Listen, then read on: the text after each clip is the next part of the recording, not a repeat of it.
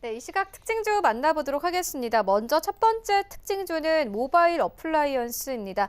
어제 큰 폭으로 상승을 했습니다. 오늘도 강보합권에 좀 머물고 있는 상황인데 5,900원대에서 현재 거래되고 있습니다. 윤여민 팀장님 어떻게 보십니까? 일단 이 종목 같은 경우는 자율주행 관련된 수혜지라고 좀 말씀드릴 수 있겠는데요. 일단 자율주행과 관련돼서 이제 현대그룹이 지금 많이 움직이고 있는 부분이 있습니다. 현대차가 지금 애티브와 지금 합작사를 좀 설립을 하고 자율주행과 관련된 소프트웨어를 좀 개발할 것으로 보이고 있는데 일단 범위 같은 경우도 좀 한정을 했죠. 자율주행 관련돼서 4단계 이제 고도 자율주행이라든지 5단계 완전 자율주행으로 좀 한정이 됐는데 사실 이 자율주행 관련된 섹터 같은 경우는 좀 각종 장비가 많이 필요한 부분이 있고요. 세부 기술의 어떤 조달이 필요한 부분이 있기 때문에 지금 이 합작사 같은 경우는 동사를 포함한 여러 회사들과 어떤 이제 좀 협력 관계를 유지할 것으로 보이고 있는데 일단 동사 같은 경우는 국내 유일하게 지금 BMW라든지 아우디에 지금 관련된 제품을 납품을 하고 있는 업체라 말씀드릴 수 있겠습니다. 하지만 이제 이 자율주행과 관련돼서 지금 현재 소프트웨어는 좀 개발 단계에 있는 부분이 있고요.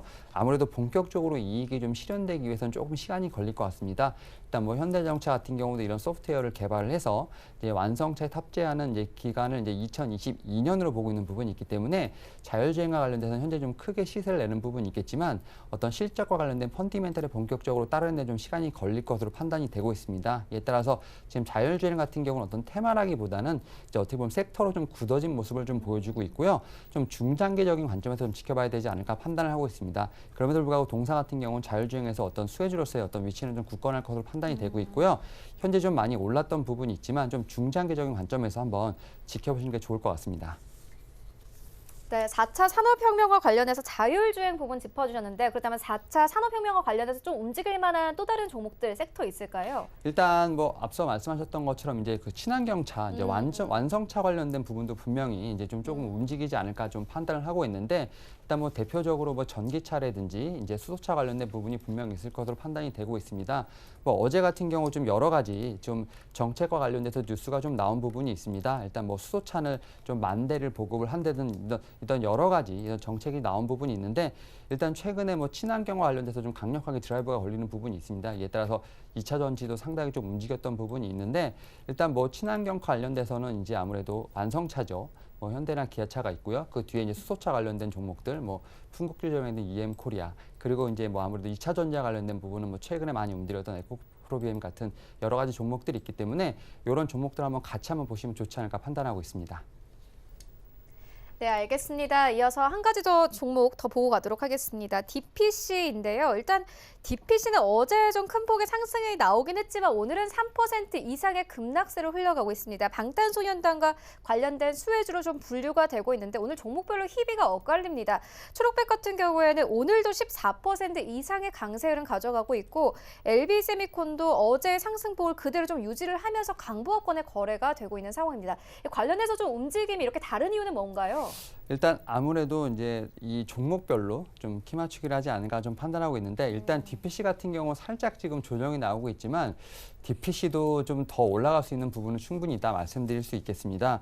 일단 방탄소년단의 컴백 소식은 상당히 관련 종목들을 움직이게 하는 부분이 있는데 일단 21일 날 오후 6시죠. 전 세계 동시 발매가 지금 예정되어 있는 부분이 있습니다. 일단 이 동사와 관련된 앨범 같은 경우도 선 주문량이 상당히 많다게 좀 보고가 되는 부분이 있고요.